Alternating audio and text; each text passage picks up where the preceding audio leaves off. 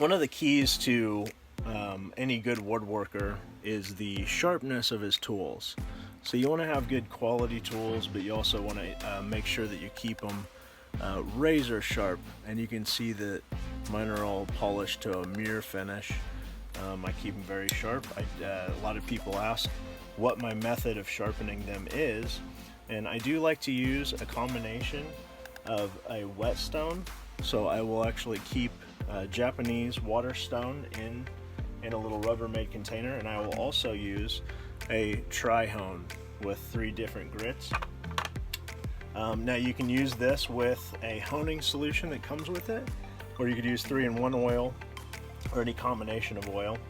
And then to finish it off, I have a leather belt that I have attached to an old paint stick, and this works really good. Excuse me. This works really good with a polishing compound. I like to use flex cut. Once you get your tool sharpened, really this is the only maintenance that you need to do unless you do some kind of damage to the tool. For instance, somebody had used this one. I'm not sure if it's going to show up on the camera or not, but there's a little nick right there that was caused by hitting a nail. And I'm not going to say who it was, but it was me. So it's going to take a little while to kind of grind that down. You can do different methods of multi-bevel. You can do a micro bevel, which I've done on this, so that's going to kind of speed up that process a little bit. Let's get to it. I'll demo how to use the angle guide here, which will help you get the exact angle you want without wearing down too much of the chisel itself.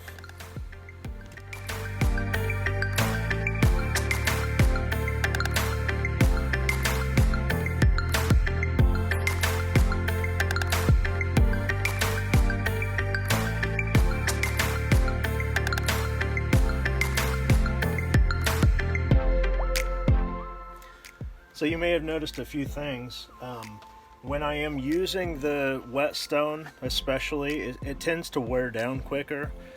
So when I'm working this chisel across the stone, I try to kind of work it at different angles, kind of wearing it evenly.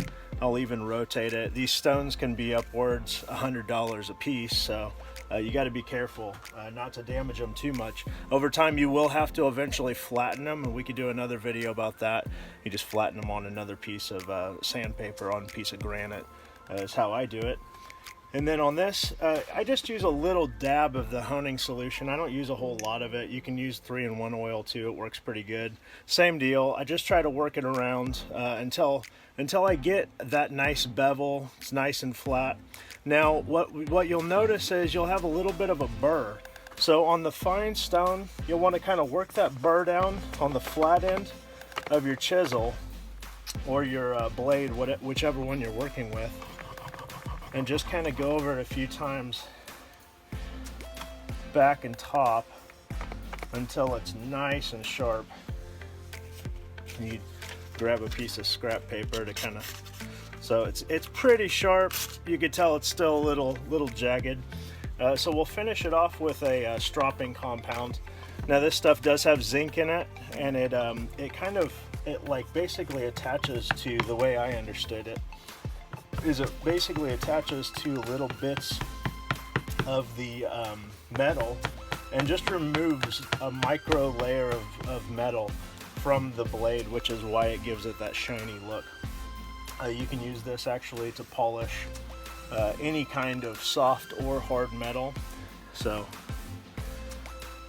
what I'm doing is just kind of letting it ride along the surface of that. You could take it out of the thing, but I like to kind of do it like that a little bit, and then just kind of give the back a few. Once you get it down to where it's razor sharp, and you can tell that is a shiny blade. Yeah, so we're cutting hair. It's razor sharp at this point. So cuts paper a lot easier. You can do this freehand, but I would get one of these little things. It's like $5. It's not that big of a deal, and man, it really changes the game when it comes to keeping your knives sharp. You can use them on any straight blade, so it'll accept a wider plain blade too. Anyway, that's it for this video. See you next time.